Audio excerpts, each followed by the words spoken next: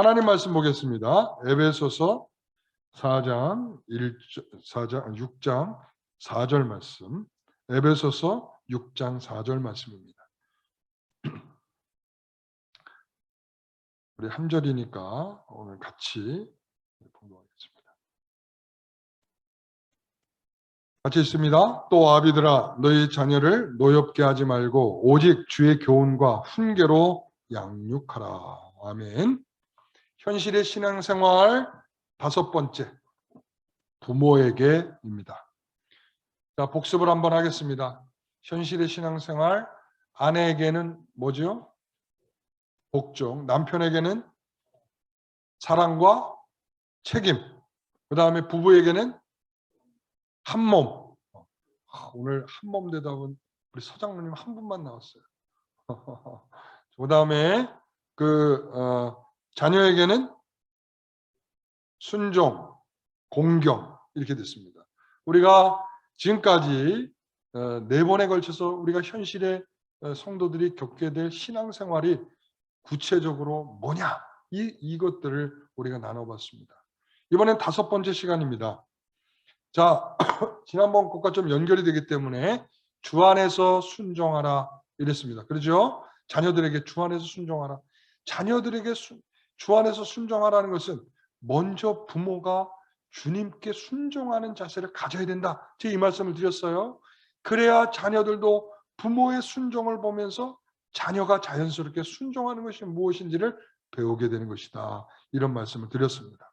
이제 그러한 관심과 그리고 주목을 이제 누구에게 돌리냐면 부모에게 돌립니다. 자, 부모는 4절의 말씀에 오게 되면 아비들아 이랬습니다. 아비들아. 여기서 본론에서 들어가기 전에 대상을 선정할 때 우리가 남편들아, 아내들아, 자녀들아 이랬잖아요. 근데 이번에는 아비들아 이랬습니다. 아니 부모들에게 이렇게 얘기해야 되는 것인데 왜 아비들아 이렇게 쓸까요? 물론 이것은 그냥 단어 그대로 아버지를 가리키는 것이기도 합니다. 그러나 믿음으로써 영적으로 양육하게 될 영적인 부모를 가리키는 것입니다. 아비들아. 왜? 이 아비들에게 뭘 줬습니까? 우리가 아내와 남편에서 남편은 아내의 뭐라고 그랬죠? 뭐라고 그랬죠? 머리라고 그랬죠. 그러니까 머리는 뭘 가지고 있느냐? 이 하나님께서 남편에게 창조적인 질서를 통해서 이 지도력을 남편에게 준 것이다 그랬잖아요. 아비들아 하는 것도 마찬가지로 그 남편에게 주어진 그 지도력과 책임을 누구에게? 아버지로서도 갖게 된다는 것입니다. 또한 우리가 가정에서 아버지가 없는 경우도 있지 않습니까? 저도 아버지가 없습니다. 그렇죠?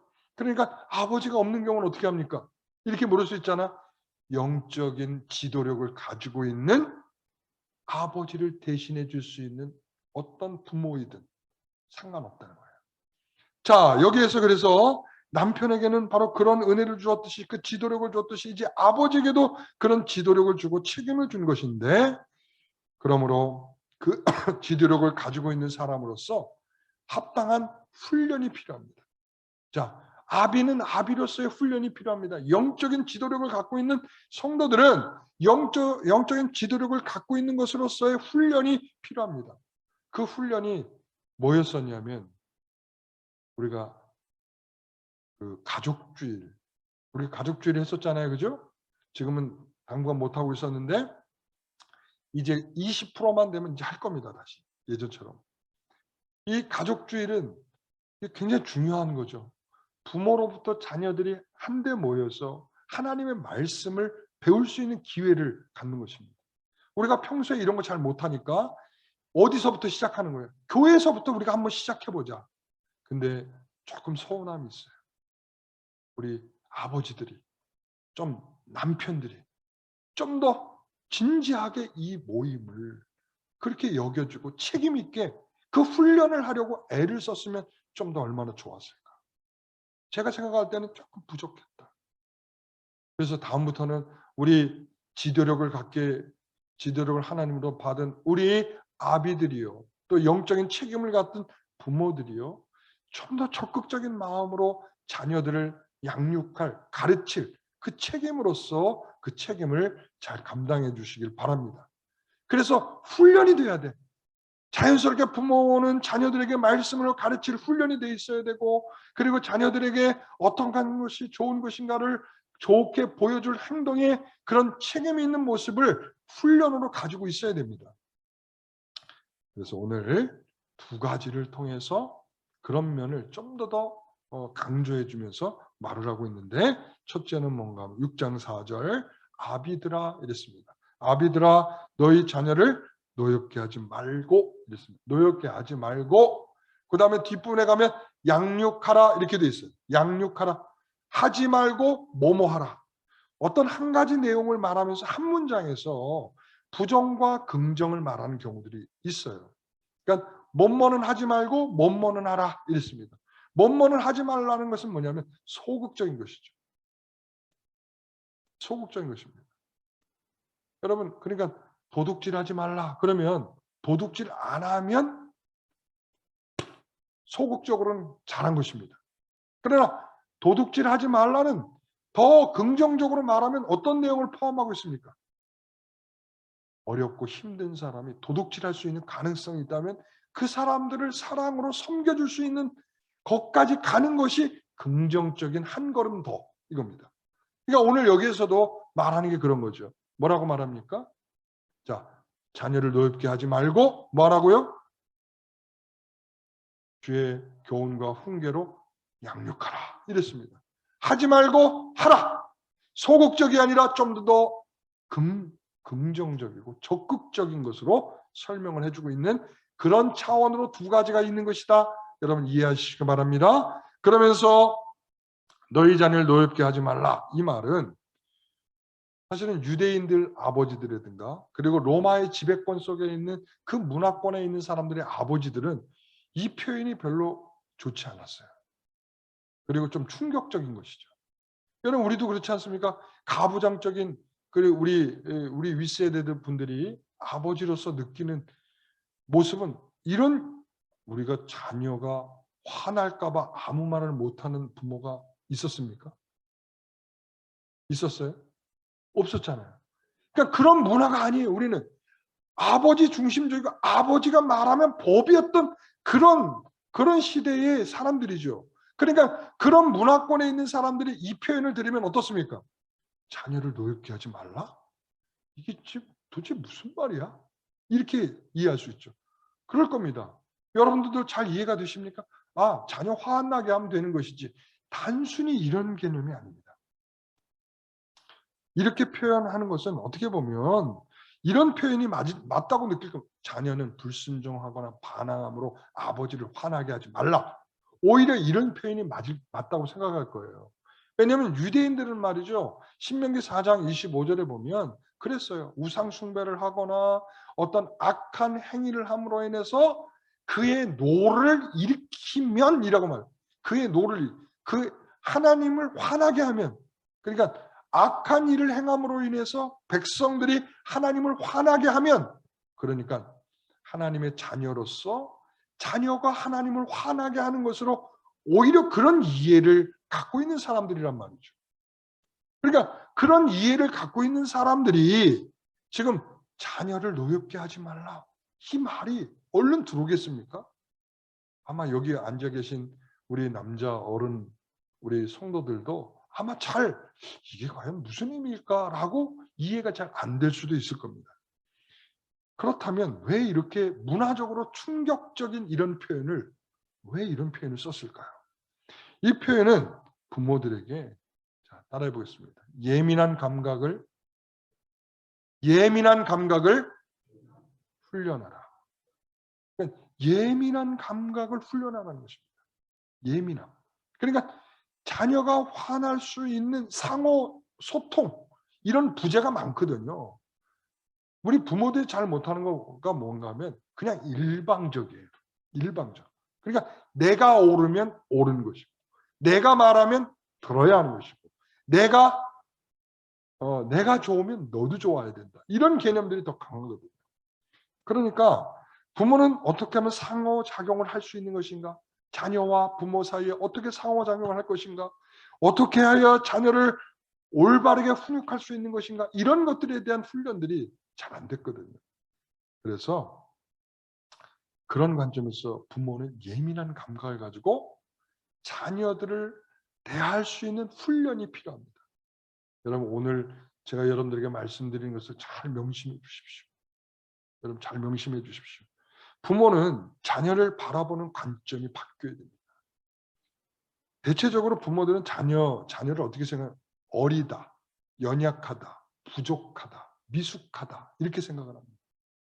그래서 우리는 그 아이들의 어떤 존중감들이 좀 떨어질 때가 있어요. 그래서 부모들은 은근히 자기도 모르는 사이에 자녀들을 무시합니다. 무시합니다. 그러니까 뭘 한다고 그래. 우리가 예수님 앞에 어린아이들이 예수님을 향하여 막 나왔습니다. 그랬더니 어른들이 뭐라고 그러죠? 어딜 나와? 어딜 나와? 예수님 앞에 어딜 나와? 그때 예수님 뭐라고 그래요? 어린아이가 내게 오는 것을 하지 말라. 이렇게 말씀하시죠. 어린아이도 충분히 예수님과 인격과 인격으로 마주대할 수 있는 충분한 인격이다라고 말씀하시는 거죠. 무시받을 수 있는 인격이 아니라는 거예요. 우리가 우리의 문화로 생각해 본다면 이렇죠. 우리가 어린아이, 우리가 물가에 내놓은 어린아이 같다. 이렇게 얘기해요. 물가에 내놓은 불안하다는 거예요. 그렇죠. 위험하고 불안하다. 그런데 여러분, 이제 그 아이가 자라서 어린이 돼서 부모가 생각할 때 이제 다 컸으니까 아무 걱정이 없다. 이렇게 생각하십니까? 마찬가지죠. 부모는 그런 거 차를 가지고 나간 자녀가 돌아오지 않고 있으면 어떻죠? 혹시라도 이러면서 염려와 걱정이 되죠. 그러니까 그 불안함은 아무리 자라도 소용없는 것 같아요. 아무리 자라도. 그러니까 부모에게서 자녀는 아무리 성장해도 어린아이 같은 것이죠. 어린아이 같은. 그러니까 뭐냐면 약간 무시할 수 있는 대상이라 이런 말씀이죠. 그 무시는 대체적으로 뭘로 나타나냐면 말하는 것으로 나타난단 말이죠. 여러분, 이건 우리나라의 경우를 얘기하면 여러분들이 너무나 놀랄 것 같아서 예의 범절이 조금 부족한 일본의 예를 들어서 이야기를 하겠습니다. 농담입니다. 이걸 또 진심으로 받아들이지 마세요. 그러니까 일본에서 이제 조사를 했더니 아이들에게 조사를 했습니다. 뭐라 그랬냐면 부모들에게 막 화가 나고 충동적으로 부모에게 어떤 폭력성이 나타났던 적이 있냐? 이렇게 물어봤어요. 그랬더니 뭐라고 대답했을까요? 어떻게 부모에게 그런 마음이 듭니까? 이랬을까요? 아니에요. 30%의 아이들이 저는요, 부모에게 그런 감정이 들었습니다. 그럼 두 번째 질문이었습니다. 그러면 어떨 때 그런 감정이 들었습니까? 라고 물었어요. 그랬더니 두 번째 다 무시할 때요. 자, 그러면 세 번째 질문입니다. 그럼 어떨 때 무시함을 느꼈습니까? 말로써요. 자, 이것을 종합해보면 이겁니다. 자녀들이요, 내색은 안 하고 있어도 애들이 3분의 1은 표현했습니까? 안 표현했습니까? 표현 안 했습니다. 부모에게는 절대 표현 안 했어요. 그런데 그 마음속에는 어떤 마음이 들었다고요? 충동적으로 부모에게 폭행을 하고 싶은 마음이 들었다는 거예요. 뭐 때문에? 부모가 말로 무시하는 것 때문에. 여러분, 우리가 이런 심리적인 이해가 있다는 것으로 생각해도 우리가 얼마나 자녀들에게 이 부모가 자녀들에게 함부로 말하거나 무시하듯이 말하는 것이 얼마나 위험한 것인가를 이해하셔야 됩니다. 그래서 저는 이렇게 말해요. 잠재적 영향을 끼친다. 이렇게. 뭐라고요? 잠재적인 영향을 끼치는 거예요. 그러니까 지금 당장은 뚜껑이 열리는 일이 아닐 수 있어요. 그러나 그것이 계속 차오르면 어떻게 뚜껑이 언제 열리는 순간이 되면 이 자녀를 향해서 심각한 행동들로 나타나는 자녀들이 될 수 있다는 것이죠. 그래서 자녀를 노엽게 하지 말라는 것은 맥락 없이 화를 내지 말라는 것이요. 지나치게 거친 말을 하지 말라는 것이요. 모욕하는 말을 하지 말라는 것이요. 너무 지나치게 잔소리를 하지 말라는 것이죠.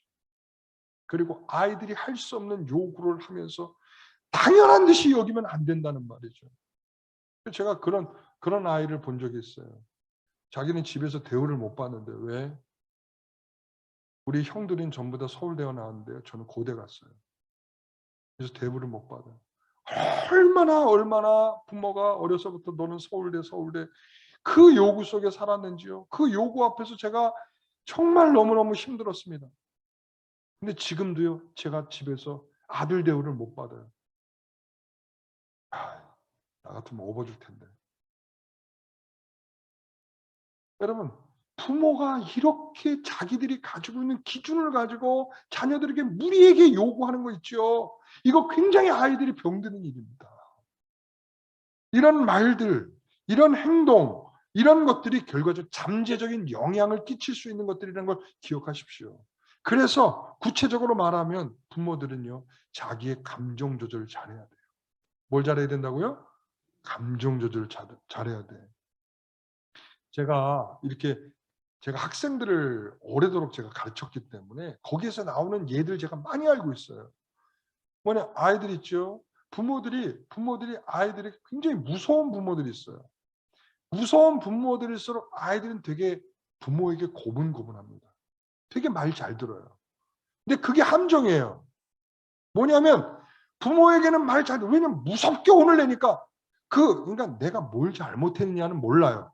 뭐만 하는 아빠가 나에게 무섭게 혼을 내고 있는 그 분위기에 눌려서 잘못했습니다. 이렇게 되는 거예요. 근데 문제는 아까 제가 잠재적인 영향을 준다고 그랬죠. 이 잠재적인 영향은 뭐냐면 이게 바로 누구에게로 영향이 가냐면 이게 쌓이면서 뚜껑이 열리면서 어디로 미쳐가냐면 주변에 있는 친구들에게 그리고 주변에 있는 만만한 어른들에게 이 감정들이 다 표출되는 거예요. 그러니까 이러죠. 나중에 학교에서 이제 불려가요. 부모들이 불려가죠. 그래서 이야기합니다. 뭐 이런 일이 있었습니다. 아니, 우리 애는요, 얼마나 고분고분하고 얼마나 착한 아이인지 몰라요. 부모만 모르고 있는 거예요. 부모 앞에서만 고분고분하고 착한 척하고 있는 그 모습을 모르고 있는 거예요. 부모 앞에서 계속 쌓아져가면서 이 충동심들이 쌓여져 가서 잠재적으로 문제가 폭발할 지경으로 돼가고 있다는 것을 모르는 거죠. 여러분, 그래서 그런 자녀들은 이런 부모를 힘들어합니다. 그래서 감정을 조절하고 냉철하고 냉정하게 자신의 감정을 내려놓고 부모는 자녀를 이렇게 가르칠 수 있어야 됩니다. 그리고 어떤 부모를 힘들어하냐면 변덕스럽게 훈육하는 부모들을 힘들어합니다. 여러분, 자녀는 부모를 예측할 수 있어야 돼요. 자녀는 부모를 예측해서 이렇게 하면 부모가 지금 화나셨겠구나. 이렇게 하면 부모가 기뻐하시겠구나. 예를 들자면 이런 거죠. 부모가 그러는 거예요. 얘야, 너 신발을 이렇게 막 벗어놓고 들어가면 이렇게 하면 안 되는 거야. 다음번에 또 이렇게 하면 너 네가 신발 정리 다 해야 될 줄 알아? 이랬단 말이죠. 그러니까 이제 아이가 또 아무 생각 없이 들어가면서 신발을 막 벗어 던졌습니다. 그때 아빠가 얘기하는 거예요. 뭐라고요? 야, 신발 한마디만 하면 끝나는 거야. 신발 예, 잘못했습니다. 제가 정리하겠습니다. 이렇게 되는 거죠. 그러니까 자녀들은 부모의 행동을 예측할 수 있도록 그리고 그런 예측의 범위 속에서 혼을 나거나 그리고 칭찬을 들을 수 있도록 그런 훈육을 하셔야 됩니다. 그래서 제일 술주정뱅이가 여러분 술 많이 취했어요. 그러면 술 취한 사람이 여러분 어떻게 반응할지 어떻게 행동할지 예측이 됩니까? 안 되는 거죠. 예? 노상방뇨를 할지 예? 그리고 사람을 향해서 어떤 폭행을 가할지 어떤 행동을 할지 아무도 모르는 거예요. 예측이 안 되는 거예요. 예측이. 여러분 이런 식으로 자녀들에게 일관되지 않게 훈육하는 것은 자녀들을 힘들게 하는 것입니다. 그래서 부모들은 균형을 잃어버리지 않는 말과 행동을 해야 되며 그리고 이성적으로 냉철한 말을 해야 됩니다. 자, 골로새서 3장 21절 말씀 보겠습니다. 아비들아 너희 자녀를 노엽게 하지 말지니 낙심할까 하니라. 자, 똑같은 표현이죠. 노엽게 하지 말라. 그렇죠? 뒤에 뭐가 붙었어요? 낙심하지 않을까라는 거예요. 여러분, 이게 바로 낙심이라고 하는 것은 뭐 실망한다 이런 표현도 있지만 굉장히 종합적인 표현들을 다 가지고 있는 거예요. 아이들에게. 제가 오늘 말했잖아요. 아이들한테 이런 감정들이 쌓아져 가고, 그리고 이 아이들한테 잠재적 이런 문제점들을 끌어안게 되고 폭력성을 줄 수 있고, 그리고 마음의 상처가 되고 흔적이 남고, 이런 모든 일들이죠. 그럼 되게 위험한 일입니다. 그래서 우리 부모들은 자녀들에게 이런 상처와 흔적이 남을 수 있는 말이나 행동을 하지 마셔야 됩니다. 제 초등학교 동창 중에, 저 중학교 동창 중에 이런 친구가 있었어요. 잘못하면 부모가 허리띠를 뽑아가지고 애를 때리는 거예요.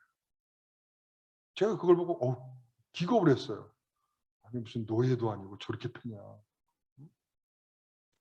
근데 나중에 세월이 지났어요. 그 아이가 이제 결혼을 하고 자식을 낳았어요. 걔도 그렇게 허리띠를 패더라고요. 무서웠어요. 사실은 그걸 보고 제가 무서웠어요. 아니, 저렇게 본인이 맞으면서 저거 아프고 힘들고 저거 하면 안 된다는 생각을 분명히 했을 텐데, 근데 보니까 자기가 그걸 하고 있는 거예요. 여러분, 그래서 심리학자들은 이걸 이모셔널 패턴이라고 불러요. 유아기 감정 양식. 그러니까 어릴 때 자기가 이렇게 보면서 자기도 모르게 학습이 되는 거예요. 이 학습이 되고 나면 그 학습이 된 게 자기도 모르는 사이에 똑같은 행동을 하고 있는 거예요. 모방이 되는 거죠. 그러므로 부모가 그렇게 감정적으로 자녀들에게 행동을 하는 것들은 이 자녀들의 마음속에 상처와 그리고 낙심이 되어서 그들의 삶을 굉장히 힘들게 만들 수 있는 이유가 될 수 있습니다. 그러면 사랑하는 성도 여러분, 자녀들을 노엽게 하지 마시기 바랍니다. 두 번째는 뭐라고 말하죠? 오직 주의 훈계와 교훈과 훈계로 양육하라 이랬습니다. 긍정적인 것입니다. 자, 우리가 욥이라고 하는 사람을 잘 알고 있죠. 욥 1장 5절을 보십시오. 같이 한번 읽어봅니다. 그들이 차례대로 잔치를 끝나면 욥이 그들을 불러다가 성결하게 하되 아침에 일어나서 그들의 명수대로 번제를 드렸어요. 아름답게 생일잔치를 막 하죠. 생일잔치를 막 합니다. 그러면 여러분 다 보고 있었을 거 아닙니까? 아빠가 어떻게, 욥이 말이죠, 자녀들이 어떻게 행동하고 있는지 다 봤어요. 그러니까 다 볼 수 있는 행동들을 보면서 그들의 성결함을 위해서 행동을 한단 말이죠. 정결하게 하기 위해서. 그런데 뭐냐, 그 다음 절에 보면 그런 말이 있어요. 내 아들들이 죄를 범하여, 그 다음 뭐라고 됐죠? 마음으로 하나님을 욕되게 하였을까 하니라. 그러니까 여러분, 마음은 보여요, 안 보여요? 안 보이잖아요. 욥은 어디까지 신경 쓰는 거예요? 행동만 신경 쓰고 있는 것이 아니라 어디까지도, 마음까지도, 혹시라도 얘가 마음으로 자기의 흥분과 기분 좋아서 이 잔치 속에서 사람들에 대한 진지한, 정말 하나님이 주신 마음으로 대하지 못한 그 마음까지도 죄를 범하지 않았는가 해서 그 마음을 살펴보기까지 하는 이 욥의 모습이 나타나지 않습니다. 여러분, 이게 바로 주의 교훈과 훈계로 양육하는 것입니다. 양육을 이렇게 해야 되는 것입니다. 양육이라는 것은 뭐냐면 좋은 거 사입히고 좋은 집에서 재워주고 맛있는 거 사주면 여러분 좋은 양육입니까? 아니에요. 주의 교훈과 주의 훈계로 양육하는 것이라고 말하고 있는 것입니다. 부모들은 자녀들이 하나님 앞에 어떤 자세로 살고 하나님 앞에 어떻게 보일지를 생각하셔야 됩니다. 얘가 정말 하나님을 기쁘게 하는 아이일까? 얘가 정말 이렇게 함으로 인해서 하나님 앞에 죄악되는 것은 아닐까? 여러분, 이런 것들을 생각해 보십니까? 아이고, 공부 잘하면 됐어. 야, 너 1등 했구나. 잘했어. 그거면 다 됐어. 여러분, 우리가 이렇게 하진 않았습니까? 1등 해본 적이 없어 그렇게 칭찬을 못 해봤는지 모르겠지만은 여러분, 그렇습니다. 아버지나 영적인 지도를 맡은 자에게는 자녀를 일깨우고 궁극적인 책임이, 일깨울 책임이 있는 것입니다. 부모는 자녀들이 기독교의 신앙의 본질을 이해하면서 자녀들을 그 본질을 가르치고 훈련할 책임이 있는 것이고요. 부모는 자녀에게 신앙의 본질을 실천할 방법에 대해서 지시를 받을 그런 훈계를 받아야 되는 것입니다. 그래서 바울은 여기에서 바로 남편의 책임이듯이, 남편이 그랬죠. 5장 29절에 보면 남편은 오직 양육하여 보호하기를 그리스도께서 교회에게 함과 같이 한다라고 했습니다.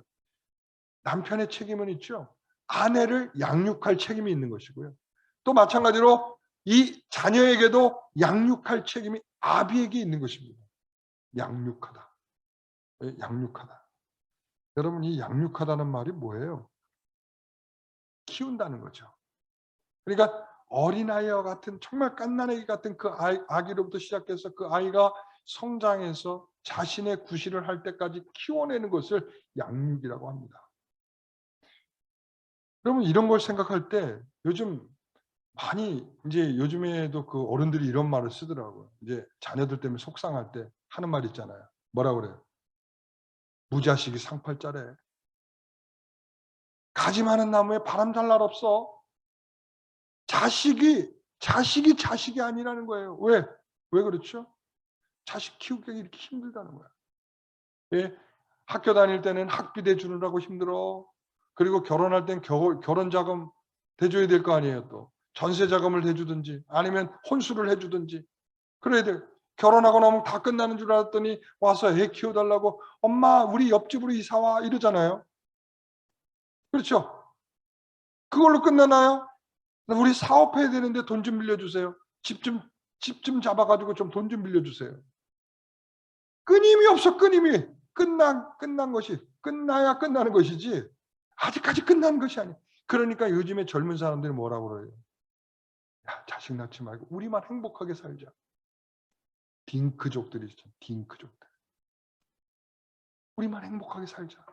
아이들을 위해서 교육비, 아이들의 나중을 위해서 모든 책임들. 이거 싫어. 그냥 자녀를 그냥 우리만 편하고 행복하게 살자. 여러분, 제가 이런 말을 주고 싶어요. 우리가 소를 키운다면, 소를 키우지 않는다면, 예를 들어서 이 구유가 있을 거 아니에요. 구유. 그러면 소를 키우지 않는다면 구유는 깨끗할 것입니다. 그렇죠. 깨끗하죠. 아무것도 없으니까. 그런데 소를 키우면 어떻게 됩니까? 구유가 지저분해지는 거예요. 그렇죠.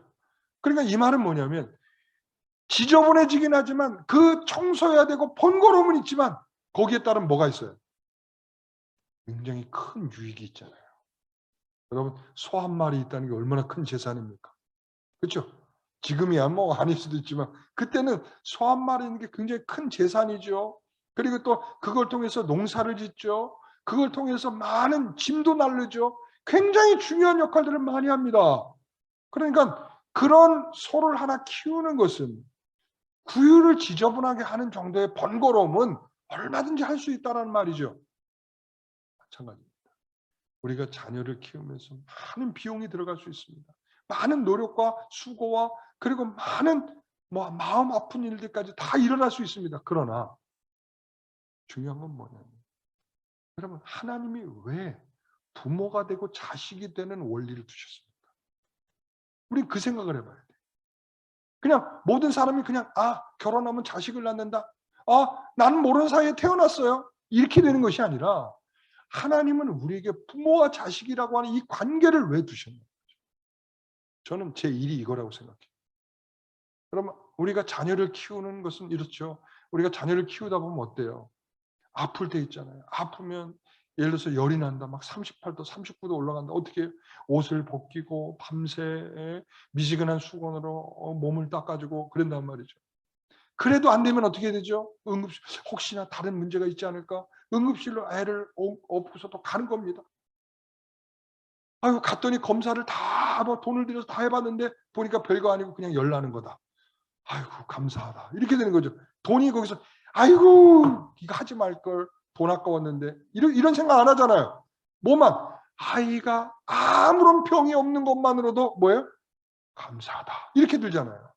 여러분, 이걸 통해서 우리가 자녀를 키우면서 어떤 것을 내줘도 아깝지 않고 정말 이 자녀를 위해서 내가 이 사랑을 베풀면서 마음이 아프면서도 고통스러우면서도 이 자녀를 품고 사랑하는 그 모습을 통해서 하나님이 나를 사랑하시는 걸 배우는 거죠.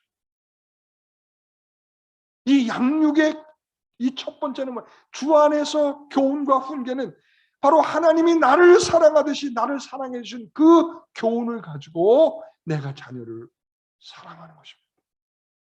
마찬가지로 그 자녀를 사랑하는 마음을 가지고 하나님을 사랑하는 마음을 배우는 것입니다.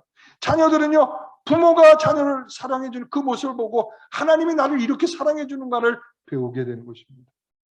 오늘 여러분, 우리는 그런 사람들입니다. 그래서 주 안에서 그런 훈계를 그리고 교훈을 받는 것입니다. 이 교훈과 훈계의 그 출처가 누굽니까? 주님이십니다. 그것은 주님께로부터 나온 규정입니다. 교훈은 말이죠, 일반적으로 이런 겁니다. 교훈은 이 어린아이와 관련이 있습니다. 어린아이. 그러니까 어린아이. 여기에 교훈, 그리고 교사, 그리고 가정교사, 교육자, 이 모든 게 전부 다 어린이와 관련이 있어요.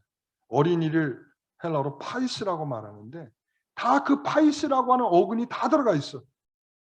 다 들어가 있어. 그러니까 어린아이의 교본. 이 교훈이라고 하면 어린아이 교본이에요. 어린아이 교본. 어린아이 교본. 어린아이들이 그것을 교본을 삼아서 배울 수 있는 것이란 말이죠. 그게 뭡니까? 주께서 본이 되어 주신 것처럼 우리 부모들이 어떻게 돼야 돼요? 좋은 본이 되어줘야 돼요. 이 교훈은 부모의 좋은 본을 보여주는 것입니다. 그리고 이것은 아이들에게 정형화되어서 잘 자랄 수 있는 내용들을 갖추어서 아이들에게 가르치는 것을 말하는 것입니다. 여러분, 그만한 내용 가지고 계십니까? 자녀들에게 무슨 말을 해줄 수 있는 내용들을 가지고 계십니까? 두 번째는 뭐냐면 훈계는 마음과 노타라고 하는 두 단어가 합성되어 있는 단어. 마음, 노타, 플러스 이렇게 되는 거예요. 그러니까 마음에다 뭔가를 놓는 거예요. 마음에다 뭘 놔. 그러니까 이런 거죠. 우리가 이거는 좀 더 큰 자녀에게 해당되는 말인데 이 교훈은 조금 어린아이들이라면 훈계는 조금 더 나이 든 자녀들에게 해당되는 것입니다. 다시 말하면 그들의 행동을 바꾸려면 어떻게 해야 돼요? 마음에 노크를 해야 돼요. 일종의 마음의 노크예요. 마음의 노크를 하면 자, 어떻게 돼? 자, 문 좀 열어줄래? 하고 노크를 하는 거잖아요. 다시 말하면 이 마음의 노크를 해서 그 행동을 바꿀 수 있는 내용을 전달하는 거예요. 어디에다가? 마음에다가 전달하는 거예요. 그래서 어느 때는 심하게 꾸짖을 수도 있는 거예요. 어미함과 그리고 이것이 얼마나 중대한 잘못된 것을 알게 하기 위해서는 어미한 내용의 꾸지람이 있어야 됩니다. 어느 때는 위로의 마음으로 달래줄 수 있는 마음도 있어야 되는 거예요. 그러니까 이런 방식으로 훈계를 하는 거죠. 훈계는 마음에 뭐 하는 거라고요? 똑똑똑 노크를 하는 거예요. 그래서 그 행동을 바꾸도록 가르쳐 나가는 것이죠. 그래서 부모들은 말이에요, 이렇게 뭘로? 주의 교훈과 훈계, 주님이 우리에게 보여주신 그 본을 가지고 본을 행동을 하는 것이고요. 그리고 주님이 우리에게 우리의 마음을 바꾸셔서 고쳐내셨던 마음의 두드림처럼 자녀들에게 그렇게 마음을 두드리는 일을 말하는 것입니다. 자, 그래서 저는 이런 말을 끝으로 드리고 싶어요. 우리 부모가 가장 많이 하는 실수가 뭐냐? 이렇게 물어본다면 이런 겁니다. 내가 낳았어 라는 것입니다. 뭐라고요? 내가 낳았어. 그러니까 내가 아이들의 소유자라고 생각을 하는 것이죠. 여러분, 우리 아이의 진정한 부모는 누굽니까? 하나님이시죠. 우리는 그것을 맡게 된 뭐예요? 청직이죠. 우리 자녀 역시도 우리가 하나님이 우리에게 맡겨주신 청직입니다. 우리가 마음대로 할 수 있는 소유물이 아니라는 것을 아시기 바랍니다. 여러분, 우리가 물질은 다 누구의 것입니까? 하나님의 것이죠. 여러분, 우리는 뭐예요? 그래서 청직이죠. 그런데 우리가 주인 노릇해요? 청직이 노릇해요? 주인 노릇하잖아.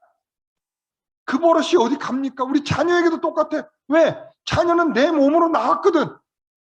내 몸으로 낳았고 내가 낳았고 내가 키웠고 그러니까 내 것이라고 하는 강한 소유권들이 우리 부모에게 있단 말이죠.